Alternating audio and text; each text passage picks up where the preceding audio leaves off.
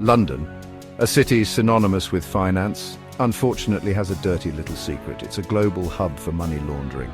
We're not talking small change here, folks. We're talking billions, even trillions of dollars, siphoned from the world's most vulnerable and funneled through the City of London and its offshore cousins, the Crown dependencies. Think of it like this.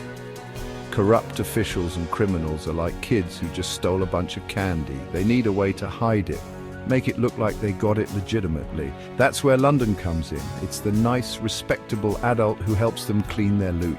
Only in this scenario, the candy is actually stolen wealth, and the consequences are far more serious.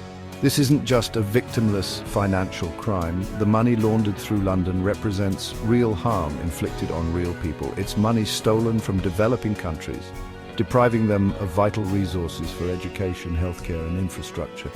It fuels terrorism, organized crime, and human trafficking. And the worst part? It's happening right under our noses, facilitated by a system designed to protect the wealthy and powerful at the expense of everyone else. The City of London, with its gleaming skyscrapers and air of impenetrable financial wizardry, is the beating heart of this global money laundering operation. But it doesn't act alone. It relies on a network of offshore tax havens, the Crown dependencies, to provide the perfect cover for illicit wealth. These islands, like the Cayman Islands and the British Virgin Islands, are like the safety deposit boxes of the super rich and shady. They offer secrecy, low taxes, and lax regulations, making them ideal for stashing away ill-gotten gains. Here's how it works. Dirty money from corrupt politicians, arms dealers, and drug lords is moved into shell companies with opaque ownership structures, making it nearly impossible to trace the true beneficiaries.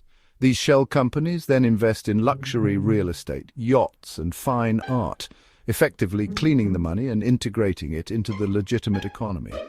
The scale of this operation is staggering. Nearly 40% of global dirty money is laundered through the City of London and its Crown dependencies. That's a failing grade in anyone's book, especially for a country that claims to be a beacon of financial transparency. When we think of money laundering, we often picture shady backroom deals and suitcases full of cash. But the reality is far more sophisticated and often involves seemingly legitimate businesses and transactions. One of the most effective and increasingly popular methods is through the art market. Think about it. Art is subjective, often one of a kind, and can be incredibly valuable. A painting by a famous artist can change hands for millions, even billions of dollars, and because art transactions are often shrouded in secrecy, it's the perfect cover for money launderers. Here's how it works. A money launderer buys a piece of art with dirty money, often through a shell company or an anonymous intermediary. They then sell the artwork through an auction house or a dealer, creating a veneer of legitimacy. The money from the sale is now clean and can be used for any purpose. The art market's lack of transparency and regulation makes it incredibly difficult to track these transactions and identify the true owners of valuable artworks.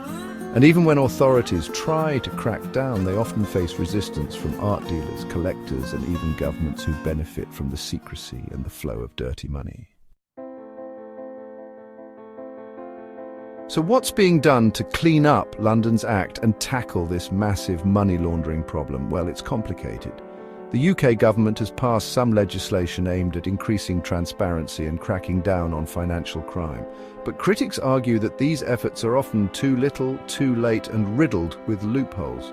For example, the UK has introduced public registers of beneficial ownership, which are supposed to reveal the true owners of companies and trusts. However, these registers are often incomplete, inaccurate, or easily circumvented.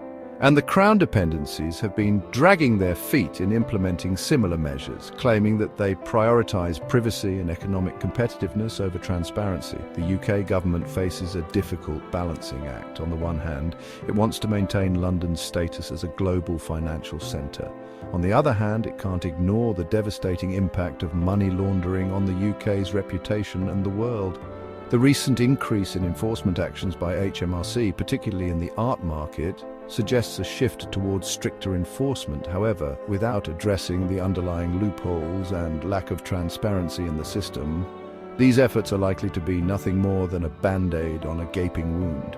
Please hit the like button and don't forget to subscribe for our future videos.